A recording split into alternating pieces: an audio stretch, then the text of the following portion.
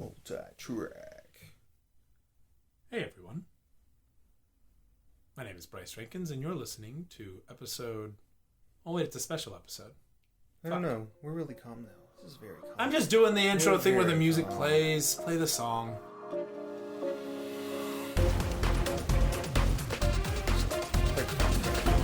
Play the fucking track! Oh, this is a Limp Bizkit song? Just keep rolling. Why It's are you fine. still going? At this point, the song is still playing. Okay, fuck it. We're moving on.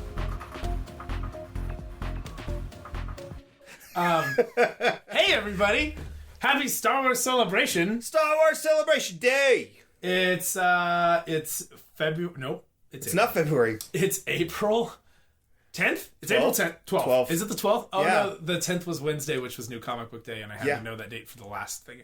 It's April 12th, and... We're coming to you live from our brand new, refurbished, redone studio. Yeah, we got books in here, we got pop figures in here, we got Legos in here, There's we an got Ahsoka figure, equipment. like, fighting off the Emperor. It's pretty I am badass. allowing it, for sure. I definitely put that together.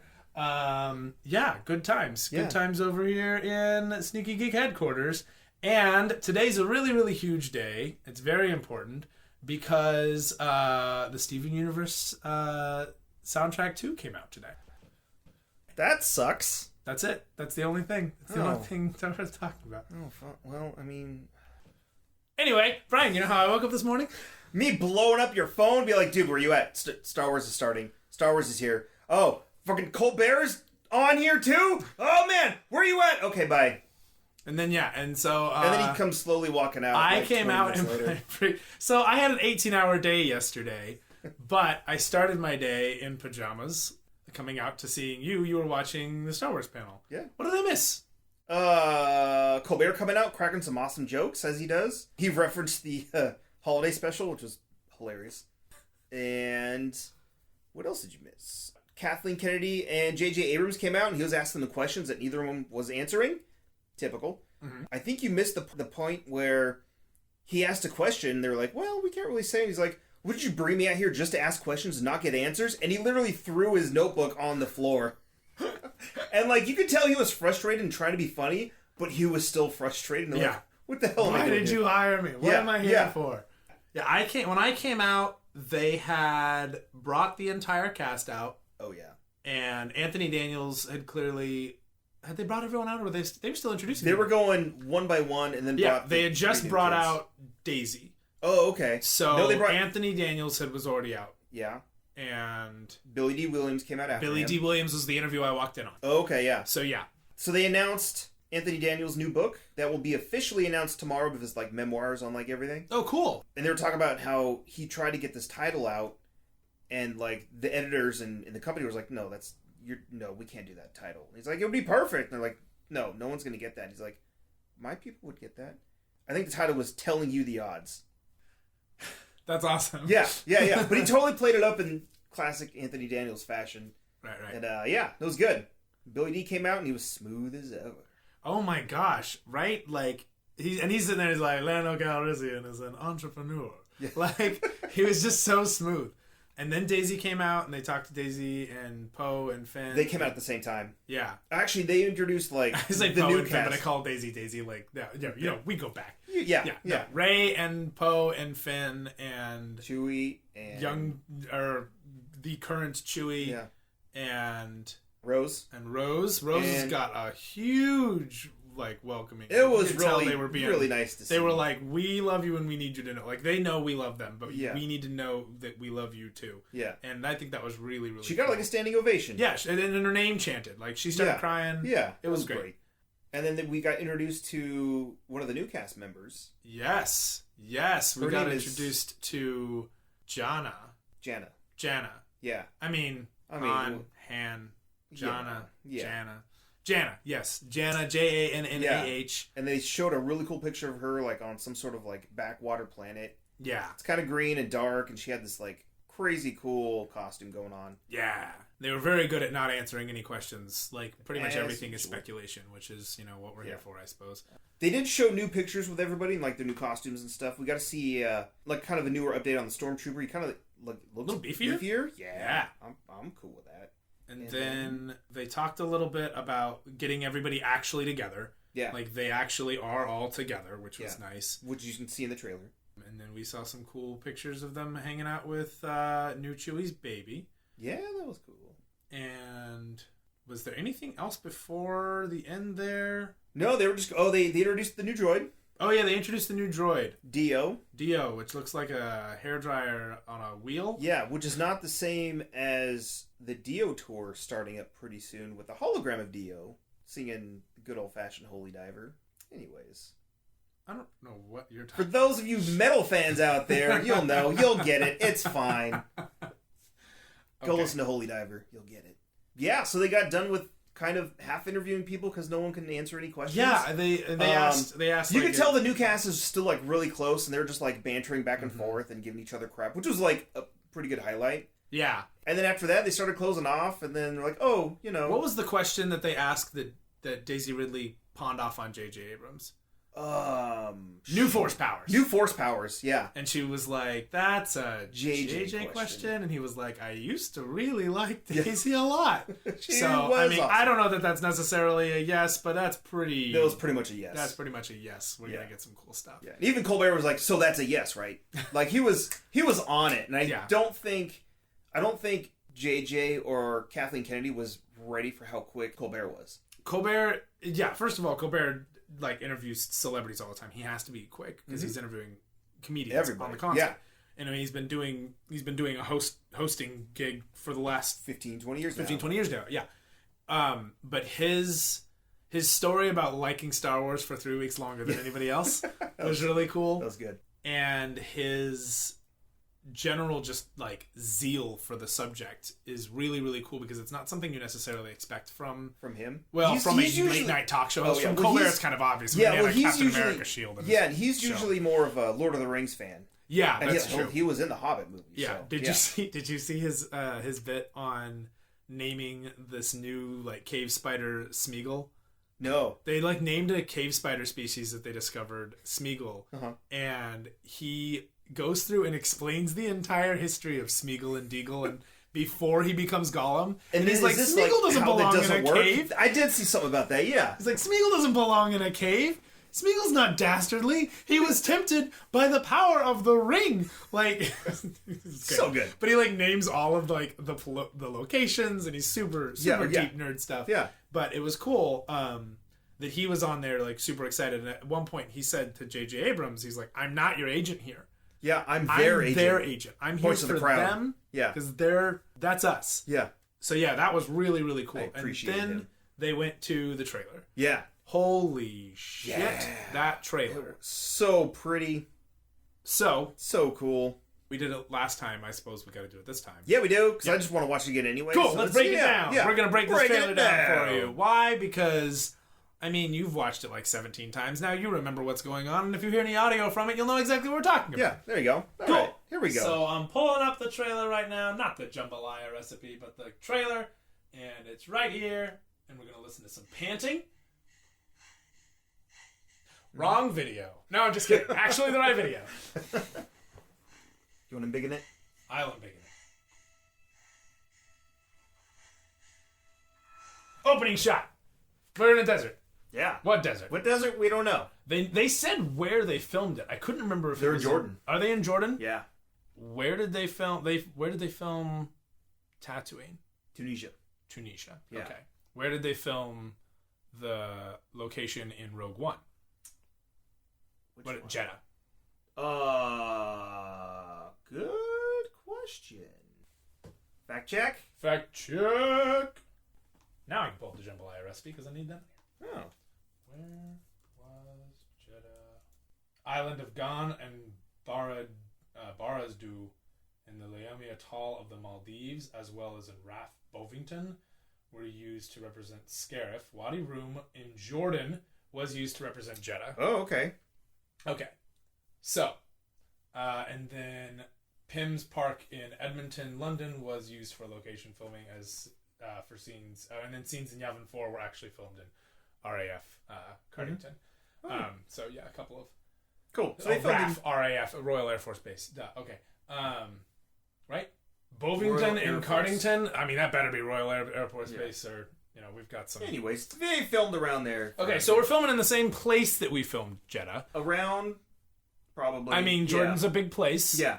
That's like saying I filmed in California and you were in the Mojave. Like, you still technically could have filmed in like Strawberry and been in the forest. Yeah. Yeah. So deserty stuff. We're in a desert. We don't know where specifically. We don't know why. She's looking out. This is actually kind of similar to the opening shot of Force Awakens. Force Awakens. That first trailer. Force Awakens first trailer. Yeah. Before we had a podcast. Which also, interesting enough, was most of that footage in that first teaser for Force Awakens wasn't used in the movie. Oh. Yeah.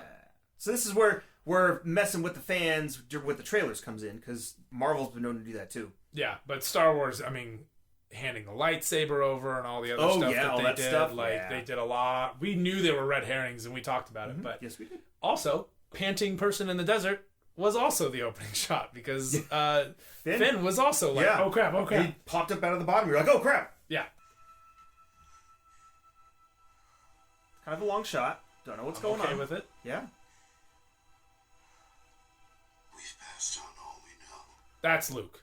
Yeah. We've passed on all we know. That's Luke. 100%. You can hear that softness of there's just that buttery goodness of old Mark Hamill.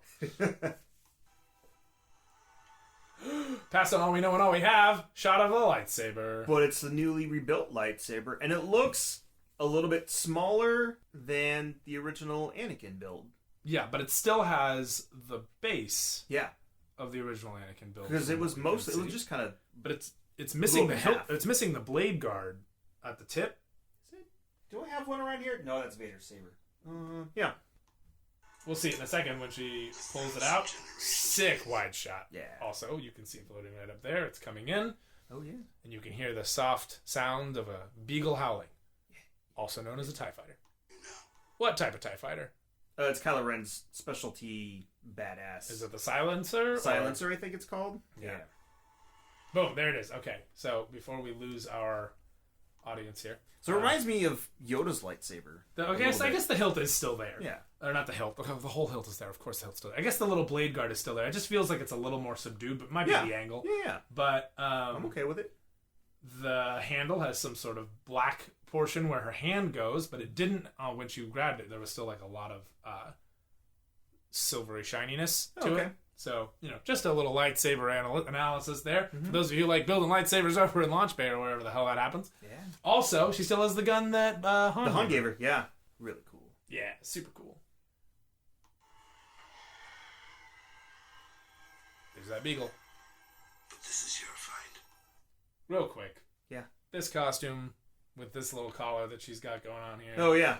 Is awesome. Yeah, it's kind of a mix between her original Force Awakens look then her Last Jedi look. Yeah, it's kind of different, but now they're kind of meshed. Yeah, it's good. And it's cool. What I like here too is she started off gray and dirty, and then she went to super clean, a little less gray with some brown tones, and now she's like almost stark white here, which is the opposite of what Luke did. Mm-hmm. Where he went from like super white. He went from white clothes to kind of a mixed darker color palette to black in the final episode. That's neat. Every generation has a legend. Whole lot of thoughts about that afterwards. Yeah. Really cool wide shot. Really cool wide shot with the nice pan, like a twist and then a pan. Kind of speeding up. A dolly just super friggin' fast. Ignition.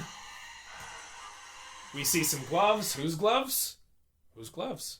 I don't know. It's probably Thanos. It's probably Thanos' gloves, and it definitely is a set of gloves without a face. That's on purpose. Is it even from this particular shot? We have no freaking idea. Yeah. It may not be. Cool boots. Fun fact, those boots are available in retail. Because the company that designed them is actually sells them as regular boots now. Oh, that's cool. Yeah. So if you want to be completely accurate with your cosplay, I think they're called Pova. They use completely clean source material. And okay, that's cool. Let's play the trailer more. Coconut mattress sole bases.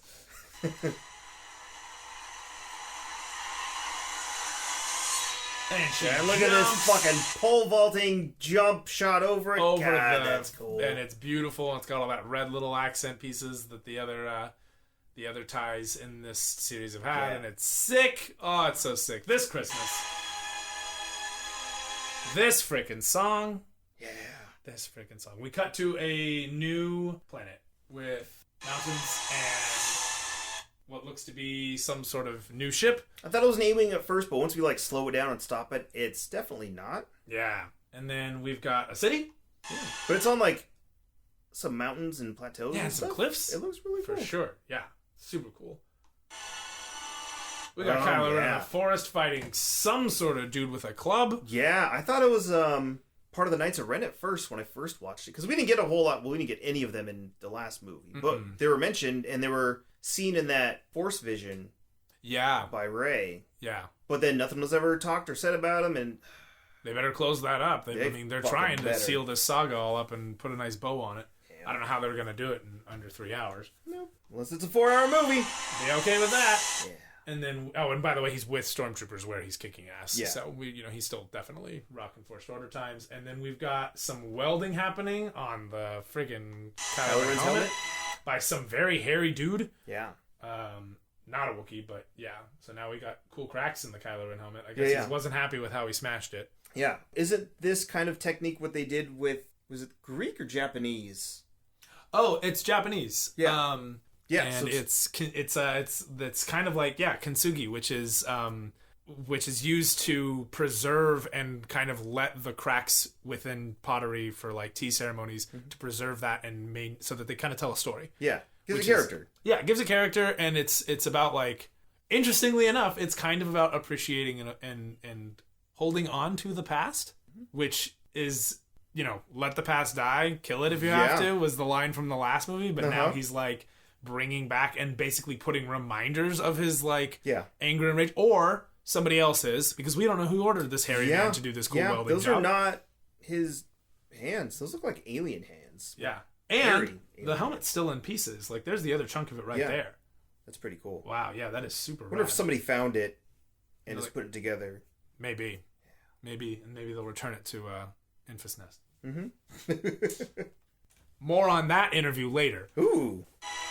So I didn't get there, yeah. Sweet Finn and Nathan Drake shot. That's not Nathan Drake, that's Poe Dameron. Oh. But look at that scarf. That's a good scarf. Mm-hmm. And the cool fingerless gloves. And he's holding Rey's staff. Oh. I didn't notice that. Finn is holding Rey's staff for walking, which I don't know if we know he doesn't have walking problems anymore. Nope. He's all healed up. He took the back to blanket. Yeah. He was in the back to tank. Yeah, but he was also in the weird back to blanket robe thing. Yeah. Quick shot of BB-8 and Duo. Dio. Damn it. Quick shot of BB-8 and Dio. Yes! Lando flying his Falcon. Also, he has the childish Gambino look. Yeah, he does. He's got the very yellow and blue. He's still rocking a cape. Hell yeah. And he's having a damn good time. I'm happy. I'm happy about this. Lando and the Falcon is a good place to be. With Chewie as his co-pilot. Which means he's either doing something like out on the side, side mission, or how did they get him? Yeah, I don't know. I haven't even thought about I didn't assume he'd get behind the freaking pilot's seat, or get behind in the pilot's chair, but here we are. Yep. Space. The saga comes to an end. Oh man, I don't want to hear those words. That's hard. But except there's 6 more movies, and then there's a couple TV shows. Yeah, we got the Mandalorian will happen just before that. Some cool video games and stuff. We'll be okay. We'll be okay. Back to the desert planet. But now with moisture farm. Yeah. Sticky thingies. Yeah. Maybe. I think. It looks like moisture farmer thingies. They sure look like. What do you think, creepy guy in the corner over there?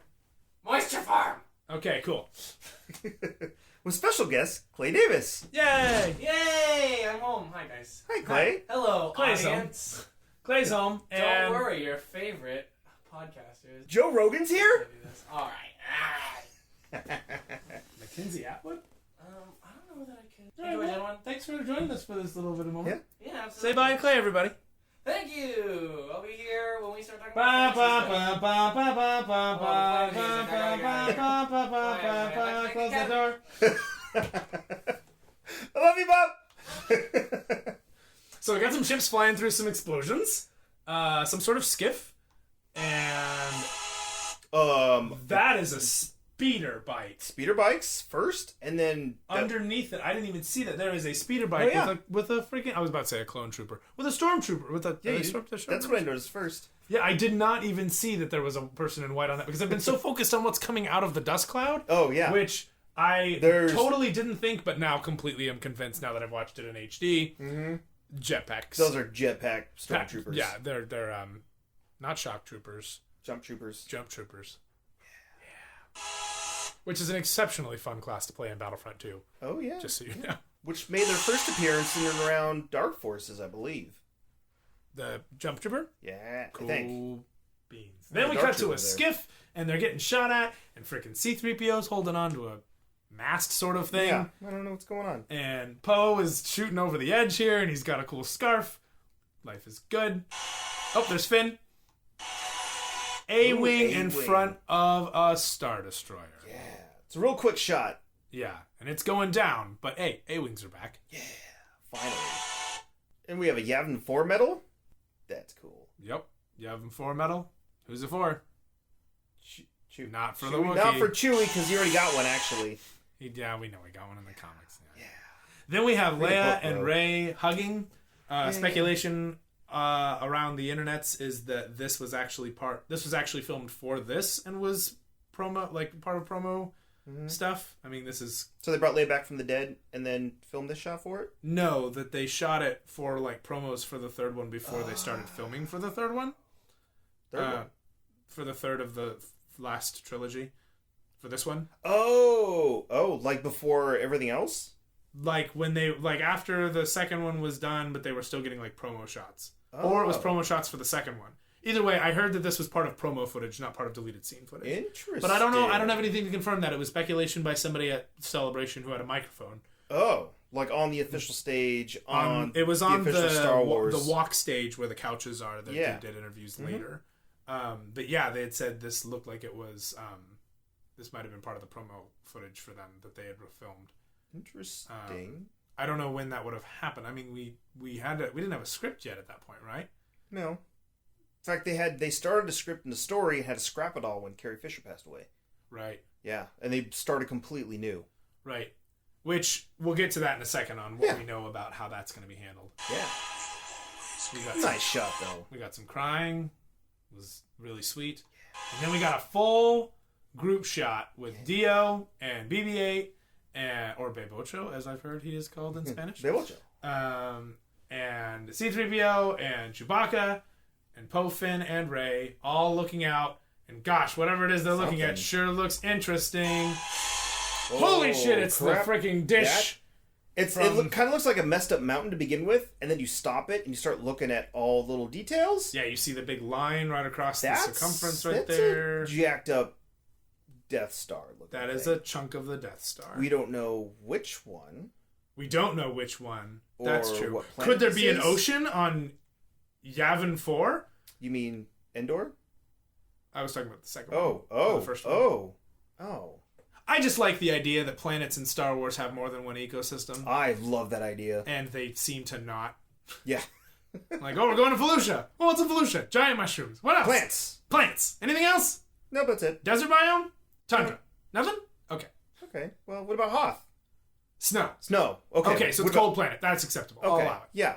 Are there hot spots? Warm spots? No. Magma? Hot springs? Are there hot springs on Hoth? Ooh. Hot go. springs. I would too. Someone look into that. Please. Oh yeah. But anyways, yeah. Yeah. Typically, planets in Star Wars, in the movies at least, don't have a lot of ecosystems. Yeah, well, just kind of one central major biome. Theme. Yeah. This my first thought was that they were back on Ahch-To, but the grass is not green enough for Ahch-To. It's just one of the few times that we see a freaking ocean. Yeah. But I mean, it could be another moon, or it could be just a completely new planet. And the Empire. I mean, it's got to float for a while. It's in the vacuum of space. Yeah. So the First Order, the Empire could have just grabbed whatever scraps they could and took it somewhere. Yeah, and because- she's holding a bag. Maybe it's the books. Maybe she needs to consult something from her books Yeah. that she stole. The secret, sacred Jedi texts. riveting books. But why would they need to go to the Death Star? I can't even imagine what possible things could await them in a goal that involves looking for something that was so heavily influenced by the Sith. Yeah. And then they zoom in on that. No one's No ever really gone. No one's ever really gone. What?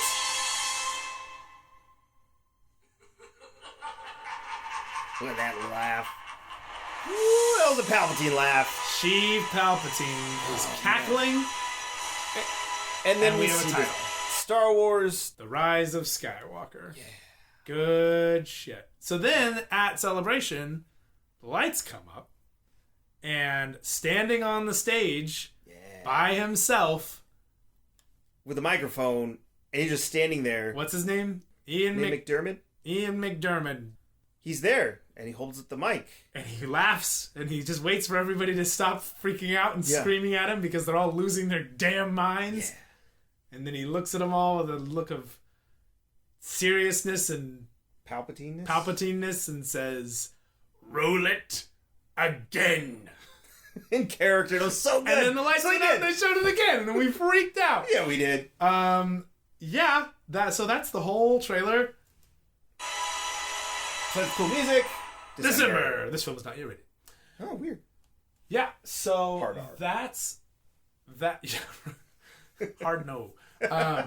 So that's the whole trailer. Yeah. Broken down for you guys, and yeah. So he was there, and then like he walked off, and like that was it. By the That time was the it. second one was done, there was nothing more. It was like, Yeah. okay, thank you very much. Panel was over. Play some generic Star Wars Yeah, John Williams, yeah. and then GTFO. Yeah. And Also, I don't know if we really prefaced this. This was all during a live presentation from Star Wars Celebration in Chicago. yeah, this is all happening in Chicago Live. when we watched it. It was middle of the day there, but it was early. It was no, 9 a.m. late here, morning so- here. It was 9 a.m. Yeah. 11 over there. Yeah, it was done at 10 o'clock, and Brian was like, "Play the damn trailer. I have to go to work." Yeah. Well, it was more like, play the trailer. Like, shut up and play the trailer. You're like, dude, You're just not let it gonna- be the thing. I'm like, I have to go to work. I have things I actually Yeah. have to do. Meanwhile, you went to work. I went and put on a robe so I could be more cozy. And I sat down. I had plans today, Brian. I was going to be productive today. Uh-huh. I watched Star Wars Celebration footage all day. it was live streaming till all 4 day. o'clock. Uh-huh. When it stopped. I guess it Just was about. I guess it was technically till 3. But like, Yeah. oh my god. I'd get updates in the middle of my day. I was losing it. We had such good stuff happen. Oh my Yeah. gosh, I'm trying to think what I texted and freaked out at you about. Yeah, there was... Well, there was the number of trailer things. breakdown with those guys on there. That So kinda- there was a trailer breakdown that Star Wars show, which was hosting the broadcast. Yeah. Had a few guys on there, and most of the things I pointed out here were things that were pointed out there. They had suggested that maybe the ship was a Venerator class, the big Star Destroyer. That's really all we got. They had for a brief second they were like, "We are not in Naboo," and then they were like, "No, this isn't underwater. We're not actually going to to the Gungan City." But let's see. I mean, we've got a film that's supposed to tie everything together.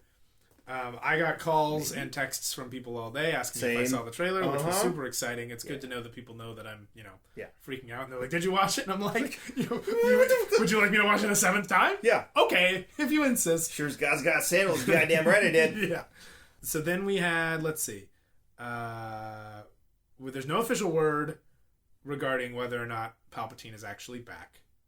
Or in what capacity. Mm-hmm. Yeah. He was there. We saw the laugh, or we heard the laugh. Yeah. But they've been known to mess with the trailers before, so... Yeah. I love the idea of Palpatine being in the 3rd trilogy because he was in both the 1st and the 2nd. I also love the idea of Palpatine pulling the strings on Like Snoke? Or... Snoke Yeah. as a possibility. We know Snoke apparently has been around for a while, but I wouldn't be surprised if Palpatine, had some sort of hand in that. Yeah, I mean, we don't know if We don't know anything about Snoke. Palpatine much. fully believed in the rule of 2 after the first 3. Yeah. Could have been. He had 3 apprentices in that in that trilogy. But not at the same time. Never at the same time. No. But Yeah. he moved, and we're gonna find out soon how Dooku came over. Yes. Because we didn't So have with all this coverage throughout the day, we also got a nice little background on a new Count Dooku audiobook. But more of an audio drama. It's definitely in more that of an audio. regard. Yeah, so it's showing how he became a Jedi and then did his training and then Under Yoda. and then trained Qui-Gon and then left the Jedi Order. He trained Qui-Gon? Yeah, that was the big thing. Oh, I didn't know that. Oh yeah. That's super cool. Oh yeah. And then, So we got cool but footage of what's that. cool about that is it's not just that it's like, because Star Wars audiobooks are always, Oh just bar none, some of the best production you're going to yeah. get. You get the music, you get sound You get effects. music, you get every single one of them opens with the opening crawl Yep. sound.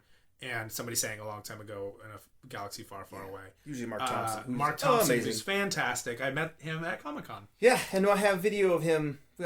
We should post that one of these days. We keep saying that. We'll get around to it. Yeah, Maybe. it's good stuff. Yeah. We should pull out a lot of that stuff and figure out how to rip that audio off of those stupid Facebook videos that we Yeah. can't seem to find. I'll have to record while I'm watching. I don't know how it's Yeah, going to happen. we'll figure it out. Anyway, Mark Thompson is going to be voicing at least Yoda, Yeah. according to the clip we got. But what's cool is that it's not just Mark Thompson. No, there's like 4 or 5 other people. Yeah, they in have the somebody studio. playing Asajj Ventress and somebody playing Dooku. Yeah. And there are a couple people who are revising roles who they've voiced before. Yeah. And that's super freaking cool. Yeah. Yeah. Because But it's normally you have only one guy in- voicing everyone and then sound effects and music. Right.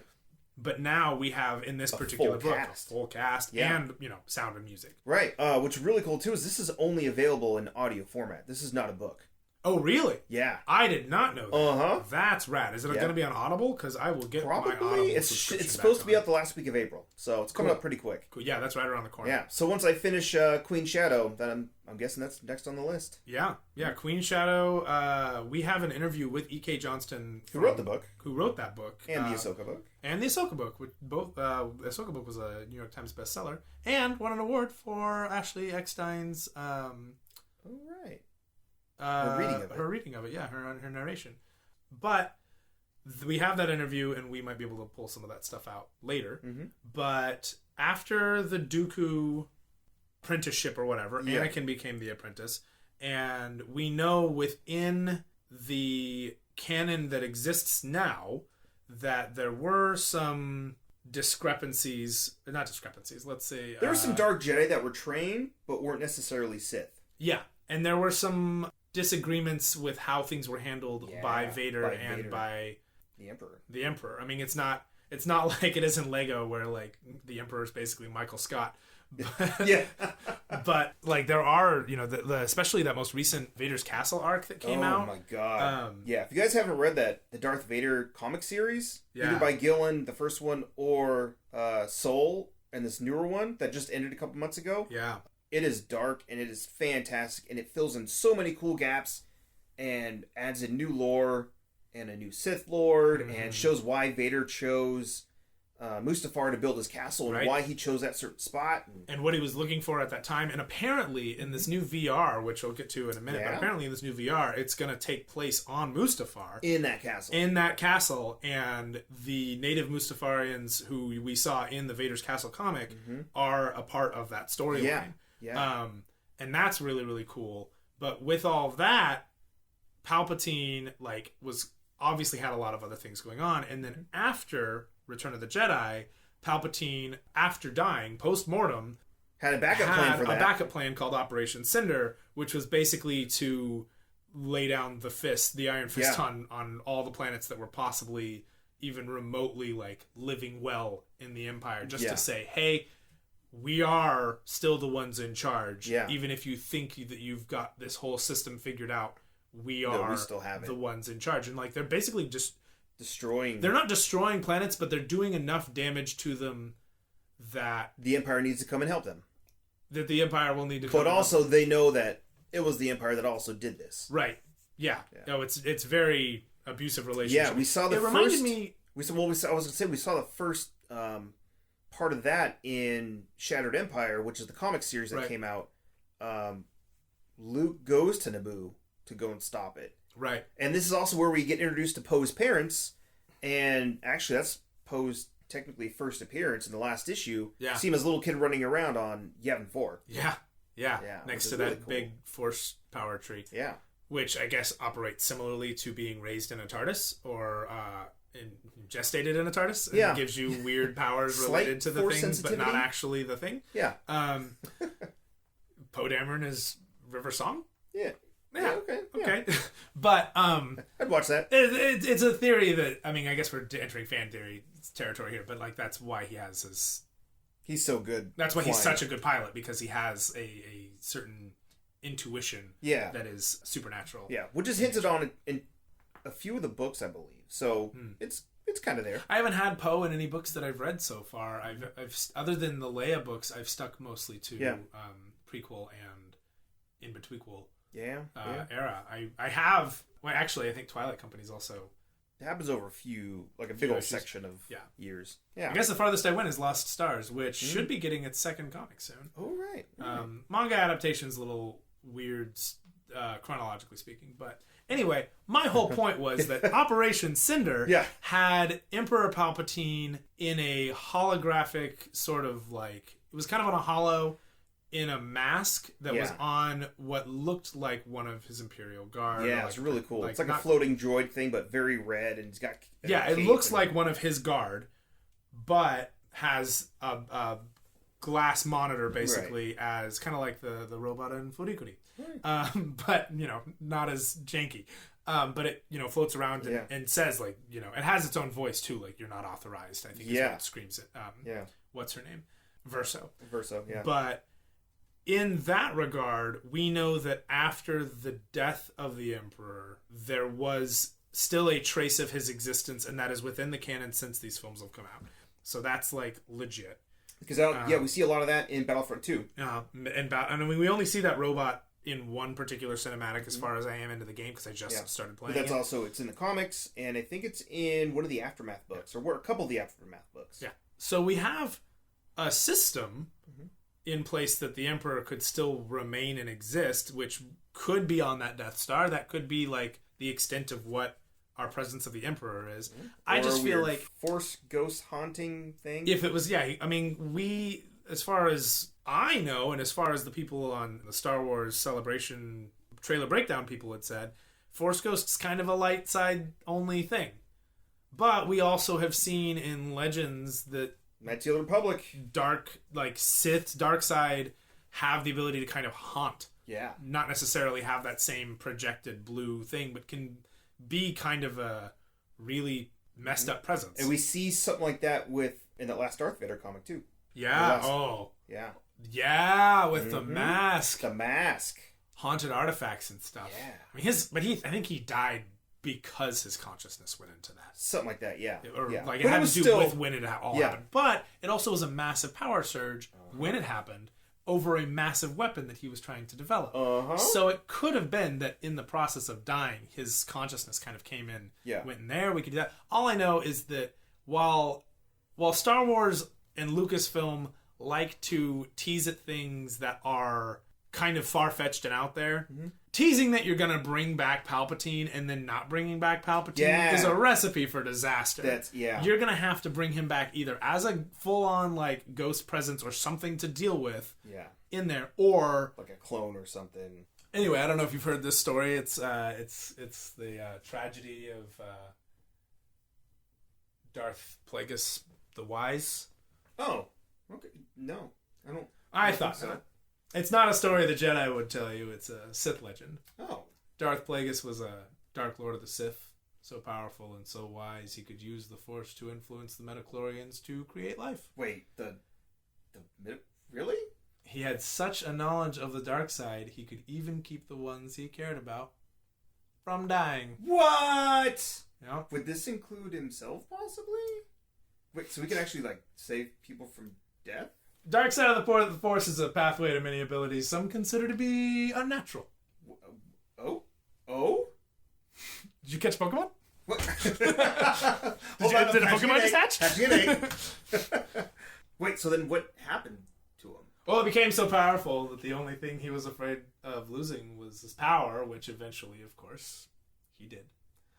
Unfortunately, he taught his apprentice everything he knew when his apprentice killed him in his sleep. That was his first mistake. Ironic. He could save others from death, but not himself. Oh. Is it possible to like for some sort of, I don't know, person to learn these ways or powers? Not from a Jedi.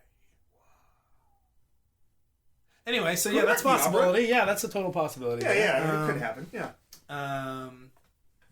So that happened. And Palpatine was the one who talked about it, and he taught everything he knew to his apprentice, and his apprentice was the one who did it. Mm-hmm. If Darth Plagueis was taught, or if Darth Plagueis' apprentice was Sheev Palpatine, then Palpatine are we positive 100% sure on that? Yeah, I think. Well, because I mean that's what the Darth Plagueis Legends book was about, but at the same time, like, it was kind of, I don't know, common knowledge, but like George Lucas was pretty open about it. Okay, so if that's the case, then that means that Sheev Palpatine, Darth Sidious, had knowledge of how to cheat death. Yeah. In that instance. Yeah. But I mean, for all we know, his attempt at cheating death in such a, last minute, holy crap, oh my god, I'm falling to my demise. I mean, granted, the Death Star is it's basically a small moon. Yeah, he would have fell for a while. You had been falling for a while. Oh, we had the explosion, though. We saw the blue dark side explosion was also a dark side explosion, which in the Aftermath book, they fly over. What was the Aftermath book? It was Bloodlines. One of the two. Not Bloodlines. Okay, that was probably Aftermath. Leia flies through it and like has like a weird, I got a bad feeling about this doesn't feel right, and like straight up weird haunting where the Emperor died above the moon. Whoa. Yeah. That's rad. Yeah. That's super cool. Some heavy shit. It was cool. Yeah. The book wasn't great, but it had some really cool parts. Yeah. I could see that. Mm-hmm. Yeah, so that's a possibility. Yeah. He could be still alive. He could be a ghost. Yeah. He could be a robot. Or he could just be like walking across the side with a beer and just look at the camera and shrug and just keep walking by. Yeah. Could do any of those things are possible. All things are possible through the dark side of the Force. Right. I mean, he could probably just be chilling up at a quick stop, like with Jay and Silent Bob, just chilling at a quick stop. Yeah. Something dark side. Something come to fulfillment. Yeah. So that I think that's everything regarding the trailer. Yeah. And then after that, there's some cool interviews. There's an Alan Tudyk interview. So they Alan announced Tudyk that interview was great. Yeah. So they announced with this whole Disney Plus Netflix killer, basically. Mm-hmm. We're getting brand new Star Wars shows, some Marvel stuff, but we're getting a Cassian and K2SO TV show, which is super cool. Which means he gets everybody's and Alan Tudyk's coming back. Well, everybody's coming back because this is a prequel. So prequel to Rogue One. So Alan Tudyk's coming back. Is Diego coming back? Yep. Okay. Yeah, that's super cool. Yeah. He's very excited about that. Yeah, he's very into it. He's like, I wanted to do this, and I really wanted everything to come together so I could actually be there to be K2. Yeah, because Alan Tudyk played K2SO and did his mocap stuff on it, which he talked about with the cardboard head. And so he was on stilts all day, which I will tell you right now, it's rough. Stilts suck. Mm-hmm. They are so painful, and if you're not used to it, like, your calves are on fire at the end of the day. And I mean, granted, he might have had better stilts than my, painter stilt experiences. Well, yeah, I hear the same thing. But I've been on stilts for 3 or 4 hours at a time before. Yeah. I did it for a Halloween maze. I got 2 different Halloween mazes. I've chosen to put myself through that. One of them I did it for the entire maze and the other for the entire night. It's not easy, and to do that and perform is really just a testament to Alan Tudyk's abilities, love and appreciation for his craft. Yeah. And his character that he wants. And he loves his character, and he and Anthony Daniels have that weird little fake rivalry that they talked about. It's so funny. Yeah, if you go check out that interview. It's on the YouTube Star Wars or the StarWars.com YouTube page. Yeah, StarWars.com's YouTube page is immense. Yeah, with how much footage and things like that are on there. They have a lot of great interviews. Yeah, their Solo the stuff they did for Solo with interviewing the cast and asking them to pronounce Star Wars words and things like that. I mean, they even got Woody Harrelson to play along with one of these games, and he was not willing to do it initially from the look of his reaction. But Yeah. But yeah, so it was great. So I saw some of that. There was a cool Vader VR Dude, the Vader VR episode panel thing? was so cool. Okay, I didn't so get a chance watched, to watch the panel, but I saw the trailer. I a little watched bit the in panel, and they Okay. showed the trailer periodically throughout it, just when they Yeah. were cutting back. They were like, oh, we'll show you the Star Wars trailer. Oh, we'll show you the Star Wars VR trailer. Yeah. It's on Oculus. It's on both the two- Oculus systems. I don't remember what the other Oculus system is called. Yeah. But it's on Oculus, which means it's not on Vive, which I think is a mistake, because Vive I like a lot better, but it means you're going to have a controller, basically. But...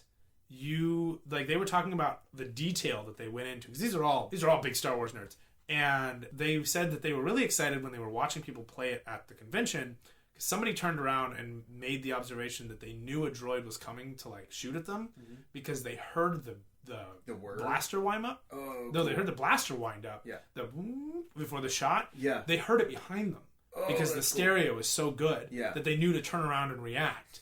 On Mustafar, there's you get captured, and initially it was like, okay, what's some of the stuff what are some iconic things you want, who you want to encounter in a VR? Answer's obviously Darth Vader. Yeah. And then they originally went with a fly on the wall kind of thing, you can just kind of watch stuff happen. And so Vader comes out, walks up towards them, and then goes and addresses an officer, and you're like, well what about me? And so they started working on that, and they've gotten to the point where some of the there's a Jedi, or there's a lightsaber dojo that they're working on. Yeah, I saw and a the little clip whole of that. company has a betting pool for they're having a bracket right now. Rather, they're all competing against each other the company. Yeah. Who can I get the best score on this? And they said one of their favorite things about watching people play was not because you see them take off the mask or whatever, and they take off the goggles or what have you, The Oculus. and they set them down, and the thing that they love the most is when people kind of because they're always wide-eyed, holy crap, that was amazing, Yeah. but it's when they go, how long was I in for? Oh, Because people are losing track of time while they're Yeah. in there, because they're so immersed Yeah, in that's this entire awesome. the graphics aren't amazing, because you're looking at basically, if you have this projecting on a TV and in your Oculus Rift, you have to have 3 HD projections happening in real time Yeah. at the same time. Right. And they would 2 of them have to be slightly altered, for your eyes For to the eyes, actually, yeah. capture depth and stuff. But they did, I think they have to be. I assume so. Maybe? I don't know. Oh, that's Trevor. Anyway, either way, that's a lot Yeah. of It's power. A lot of processing But power, yeah. plot-wise, you are on a planet, you've been captured. That guy with the robot arm chews you out for a little bit, and then you encounter Vader. The voice of Vader is the same voice of Vader from the shows, I think. He's done a few of the shows. He's been and a then few He's on Vaders. Resistance too, as one of Yeah. the guys. Yeah. And in either the dojo or the other, they also have Pablo. Picasso. Escobar. Oh yeah. No, Pablo. Hidalgo. Hidalgo. Pablo Yeah. Hidalgo. No, but actually, all 3. Pablo three. Escobar. They're all in there. Pablo They're different droids. Picasso. It's awesome. Yeah, Pablo Picasso is a droid. Yeah. He's very bad at drawing. Yeah. You think he would be great. He actually is great, but he chooses to be really shitty. You're right. Yeah. And then Pablo Escobar as a droid. He just tries to get everybody drugs. It's weird. So many drugs, so much spice, so Yeah. much spice. Spice. All the spice. Yeah. Anyway, no. So Pablo Hidalgo has a voice on there, which is really cool. If you ever watched any of the Yeah. Rebels, If you don't know who he is, look him up. Yeah. He's Pablo's great. pretty high up. And then There's Steve a Bloom Oh, is he in there too? is supposed to course. be in there too. Of course, it's a video game. Yeah. Um, And it's Star Wars. uh, There's yeah. a cool female droid. Yeah, the female droid whose Maya name I Rudolph. escape is Maya Rudolph, though. And, Yeah, which is so cool. yeah, and she is she's kind of like the medical droid. Not the medical droid. Well, one of the nurse droids Yeah, one from of the the nurse end droids. of Revenge of the Sith. Yeah. And In Rogue One. the Star Tours guide lady, I think, is also on that same sort of floating Similar, yeah. kind of thing, Yeah. not on a wheel. Bye-bye. Yeah. But yeah, she's got that, and then you and another guy who's got a mask over his face or He what looks have really you cool. will break out, and then you get approached by the native Mustafarians who, when Vader's castle was being built, because they knew it was dark, bad crap, Yeah. threw everything they could at them, and lots of them died Yeah. in the process of trying to do it. You get a lightsaber. And they said that one of the things they really wanted to do with Vader in this is they really wanted to surprise you with how much you learn about Vader. because Vader, he's angry and he's powerful and he's scary, and that's the plan. Yeah. But they wanted to kind of surprise their audience a little bit. And I mean, this is kind of spoilery, so if you don't mind, this is only episode 1, but they've So also this is episodic. Yeah, this is an episodic VR experience. Then they said the episodes could take from 45 minutes to over an hour, kind of depending on how you want to play it. That's cool. But the cool thing about Vader is they said they wanted to. You get into his mind at one point, and there is a deep sense of mourning in there. Yeah. Which anybody who's read the Vader Down comic, or not the Vader Down comic, but the Vader's Castle comic, like Vader's got some major PTSD from the stuff that happened and went down. He's not happy about everything that's happened. No. He's going to do this job, and he's going to do it right because he wants to be the most powerful person in the galaxy. But even in Vader's castle, he's trying to find a way to cheat death still. Yeah. And, yeah. So that's all. So that's So they want to kind of get you a little bit more intimately acquainted with the interior thoughts of Anakin post Vader, because we haven't done that in any visual format really. We have some really pretty footage. The trailer's out there. You can go look it up. And that's the VR thing. And then the dojo. They're all playing in the dojo. Life's good for them. Right. After that, I watched. They have some virtual pinball machines, and the first official Star Wars game on the Switch is a Star Wars pinball game. I saw that and I don't know if you heard my eyes rolling, but I was like, okay. I felt a disturbance in the force. A disturbance in the force, like 1,000 eyes rolling at once, and then suddenly rolling some more. Yeah. But the guy, they do digital pinball. Mm-hmm. And they actually had tables where the pinball was displayed. Yeah. And he said one of the really neat things about digital pinball is you can do things that a pinball table just doesn't do. True. So, you can have BB-8 on a fucked up walker coming in and blasting the crap out of your, score markers or whatever. And you can do a lot of really cool, space bendy and time bendy kind of things. Yeah. And that's kind of cool. There were weird references to, time travel. That theory's been tossed around a couple times today. Yeah. And I don't know I don't think that Star Wars would go there, but I hope not. It definitely would open a can of worms that would, what are they going to do? Just retcon the entire series and then give us a whole new series, a whole new 9 episodes? I would definitely be on board for all that, but I don't think that's where it's going. And then some stuff with the Star Wars store, with Star Wars show. And then... I want some of that merch. Some cool stuff in there. There was some cool merch in there. They had Bitey in a puppet form. That was kind of cool. Nothing on Resistance today. Nothing on... No, so... anything was that all today? I'm just thinking... Other than that, then there was interviews. Yeah. And there was Alan Tudyk, which we talked about. Yeah. John Boyega, who actually addressed the toxicity of the fandom a little bit. Oh, wow. Which is something that I... kind of missed because I was half listening and then Clay slapped the chair hey, Bryce, this is super important to you. Yeah. And then that scared me, and then suddenly I couldn't remember anything because my brain decided to cut everything out from the last minute because it scared the hell out of me when he slammed his hand into the chair behind my head. But John Boyega kind of talked about how sometimes the fans aren't as great as they could be, but really and truly that's such a small group. Yeah. There's so many great people out there, and really I didn't get any sense from the crowds that any of that stuff was there. And then Kathleen Kennedy and Daisy Ridley came out. Oh, cool. And both shot a t-shirt cannon. Wow. And, the other one was the shoe people. Because the official Star Wars shoes, which are made by Pova, I think. Oh, they make actual shoes. They make the actual shoes for Rey, her actual boots from the first film. Yeah. They sell that model of boot in their stores now. Oh, wow. Okay. And they weren't originally... they weren't originally going to be just a Star Wars shoe company, but that's basically who they become. Yeah. But the soles are made out of coconut husk. Oh, interesting. And so it's super naturally resourced and sustainable material and stuff like that. And there were some pretty cool sneakers. Yeah. And the only other thing I did watch was the Lego panel. Oh, okay, yeah. And did you watch the Lego panel at all? Bits and pieces. Okay, yeah. It was. I was weeding during half of it, and I was. I did some weeding. I did some cleaning. I was around the house, but it was on. But what I did see, they're releasing the Tantu V4. Yeah, again, they haven't done that in 10 years. Model. Yeah. Every time they redo a model, they start from scratch. Every single one of them had a Star Wars, how I got into Star Wars story, and every single one of them had a how I got into Lego, which is cool. And one of the first tasks they were given was make pod race for Legos. Oh, It was one of the first things they were given when they got the contract. Yeah, I got my Anakin. Pod still Racer Legos. The Pod Racers hadn't been seen yet Oh. when this happened. Yeah. They were just given concept art. They had no idea what the hell to do. Oh, shit. And then they talked about kind of the progression of how the characters used to not have voices and how to make things comical. They said one of the most challenging things they ever dealt with was giving the scene with Han Solo's death a bit of comedy. Yeah.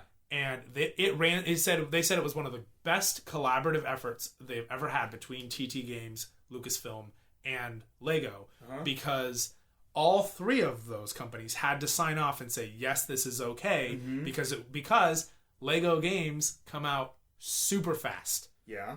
After the movie came out. They're one of the few things where a game adaptation is like right on the heels of the film production. So they have to be. So when they went to do like Force Awakens, they were talking about it. Yeah. The guy said he read the script, and I think Rathtars were even mentioned in it. But he read the script, and he wasn't sure what the hell to do, because he was like, I got to make a game for this. I don't know what it is. They took him to an office, locked him in a room with the script, and let him just read it. Yeah. And that was how they handled it. He saw that script long before the film production was even like getting anywhere. And it wasn't until they started seeing the concept art and stuff that they could actually start really working on what their plans were, both for the video game and for the Lego sets. Yeah. Which is super cool, because they had Lego, people on there who their job is to design it. So like one of the guys, he said, his biggest endeavor that he ever did was the Millennium Falcon. Oh, When the Millennium Falcon was released, it was the largest Lego set ever. When the Millennium Falcon got released for Solo, the largest Lego set ever. Over 5,000 pieces in that original. Yeah. And they talked about the Death Star and how they couldn't build the Death Star to scale, so instead they tried to make lots of vignettes of the scenes.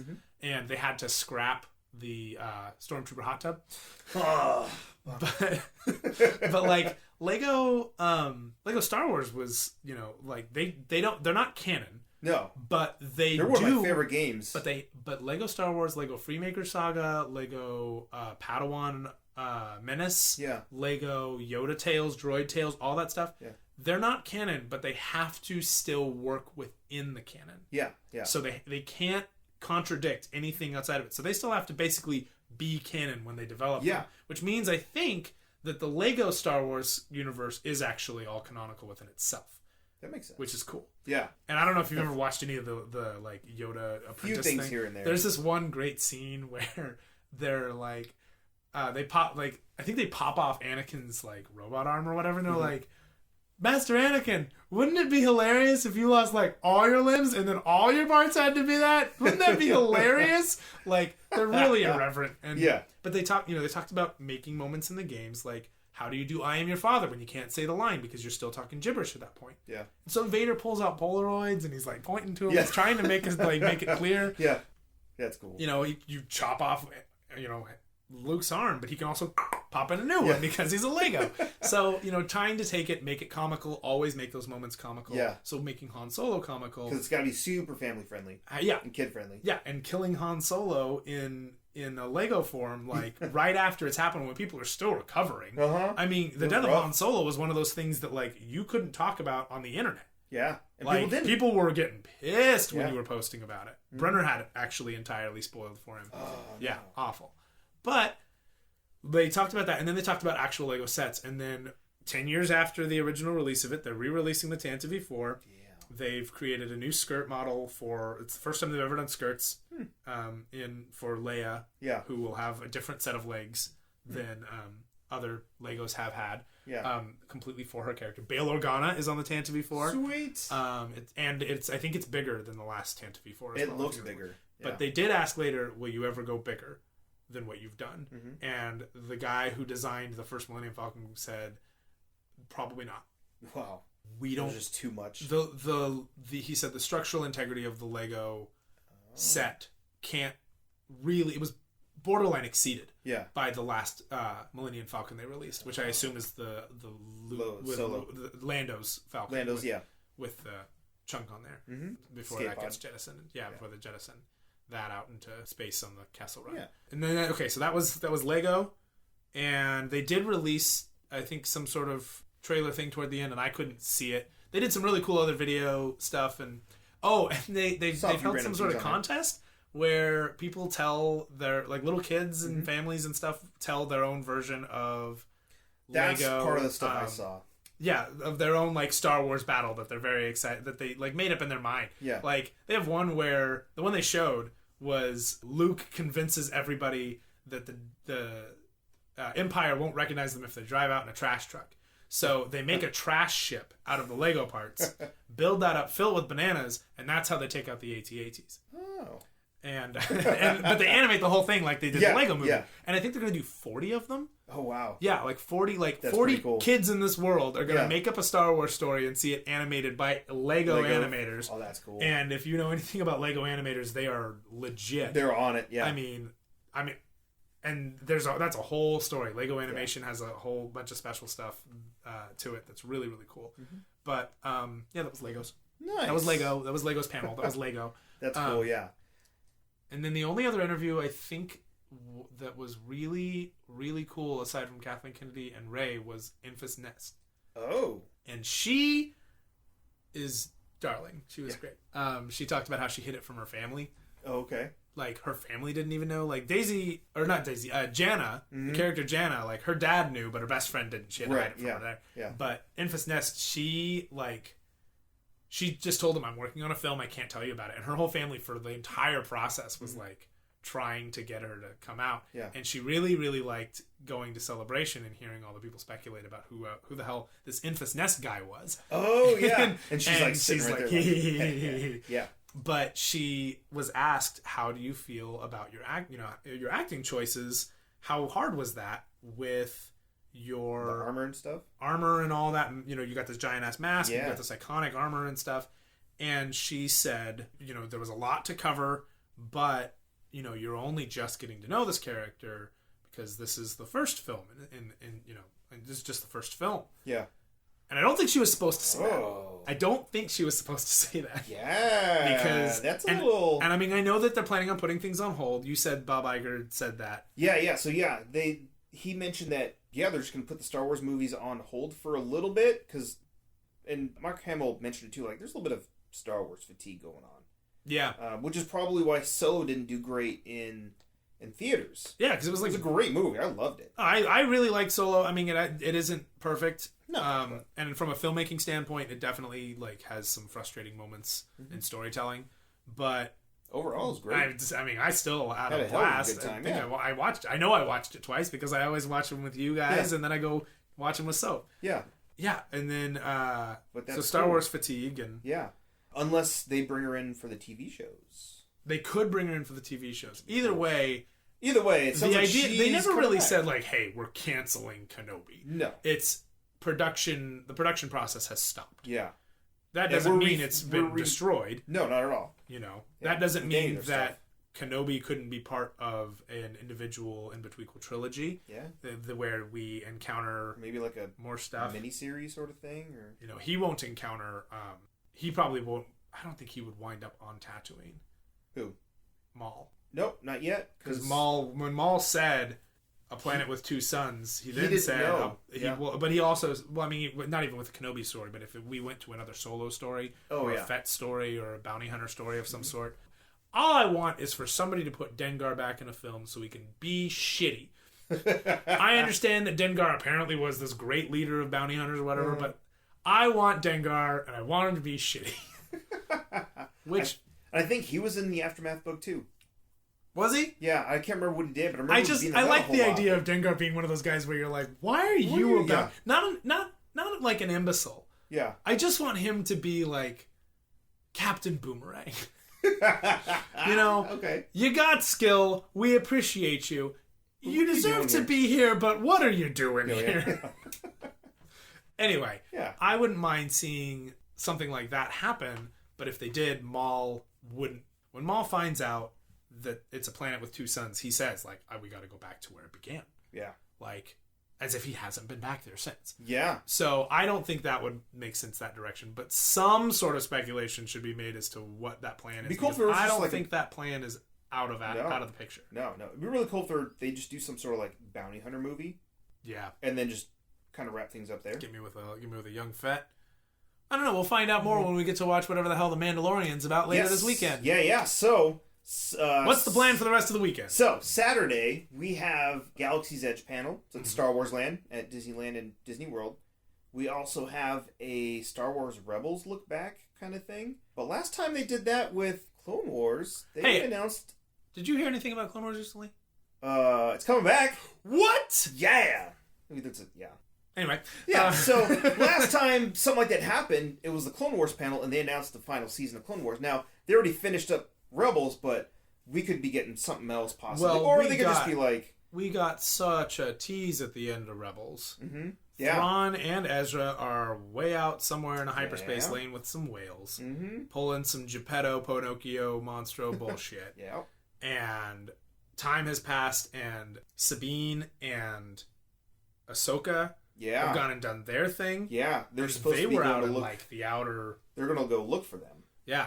They're supposed to be like beyond the outer rim. And this was supposed to take place after Jedi. Was that scene supposed to take place just after Jedi? Mm-hmm. Okay. I think so. Well, I mean, obviously it was after, because they talked about the war being won. Yeah. Which means it actually probably happened post Jakku. Because the war really isn't over until Jakku. Oh, the Battle of Jakku, yeah. I mean, there's a little bit left after that, because we know that... They're just cleaning up here. We know that British dude is super pissy and ready to ruin things. No, not that British dude. The British dude from Lost Stars. Oh, yeah. Right. He has one last gambit up his sleeve that he wants to try. What that is, we don't know yet. So yeah, we love a Lost Star so sequel. So we got Galaxy's Edge stuff. We got some Rebels stuff. I know there's some like droid builder things going on. Probably some more interviews. Sunday we have Mandalorian, and then we have Clone Wars final season panel. So we might get some scenes. Yeah. We'll definitely be doing another one of these Sunday. Our good buddy Florence will be here. Yep, we're gonna have to do that. I don't know why we're not gonna want to talk about it. I mean, we're gonna want to talk about it, but we have to deal with Game of Thrones coming out. So. Ugh, I don't want to deal with that. I just want to talk about Star Wars the whole time. Right? I'm really excited about Game of Thrones. I'm really excited about Game of Thrones. Star Wars is my first love, so it's gonna happen. Yeah. Anyways, because I think Celebration is supposed to be over around like. Well, at least when it was here, it was like done at 2 or 3 o'clock. Yeah, and that's it. Well, and it's a Sunday and a con. It's a Sunday and a con. It'll be done the floor will close at 5. Oh, easy, yeah. And that's at 3 o'clock this time, so we're okay. Yeah. So we'll be recording a little episode, kind of like this. We're just gonna Netflix this and just release a shitload of episods at once. That's just how this is gonna be. Yeah, something like that. Well, it depends on how fast Brian and I edit these down. Yeah. So. Anyways. Thanks for joining us again on one of these things. Yeah, I'm so glad we got to talk about all this stuff. Yeah, in our new studio. Yeah. Is there anything else that happened today with Star Wars? We had Lego. We had Alan Tudyk. We had John Boyega on there. He had his cool conversation. He's just really excited. He loves the fans. He was a Star Wars fan. Yeah. He grew up watching Star Wars too. It's always fun watching his interviews. And then the guy the president of ILM was on there too. He had an interview. He was talking about his art books, which are great. Yeah, which I have them all right here in our studio. Yep. Solo, but Yeah, but the art book is, the art books and stuff. He was and they give really good behind the scenes stuff that they don't really talk about, which is kind of how we figured out that the script for Force Awakens was worked on just until the week before shooting, and that's what Rian Johnson had kept going off of, and that's why Last Jedi the Falcon is kind of weird. Yeah, Last Jedi's The Last Jedi is basically just the second half of the first Star Wars movie of the new trilogy. It's just one movie. It's all one movie. And frankly, as one movie, I don't know that the plot's necessarily as frustrating as it is. No, if you just think if of you look at it like that, yeah. It's just an extended cut. It's a Peter Jackson film. Basically. But without the 14 freaking... Yeah, they were talking... He said that the light system in the Falcon cockpit is actually a working light system, so that they're actually seeing those beams past them, and the thing's shaking. And so, at some point, somebody said, "Are we actually going somewhere? This is wild." Yeah. So, because that's a practical effect, that light moving on their faces, which means that when they push the hyperdrive, they're at a light speed. Yeah. There's behind the scenes video of that happening, especially on Solo. Yeah, rad, super rad. And then the Emphasis Lady, they might have accidentally given something away. And John Boyega was there. And then the Daisy Ridley and Kathleen Kennedy panel was good. And they talked about, all the stuff that they love about it. And then, see you in a couple days. All right.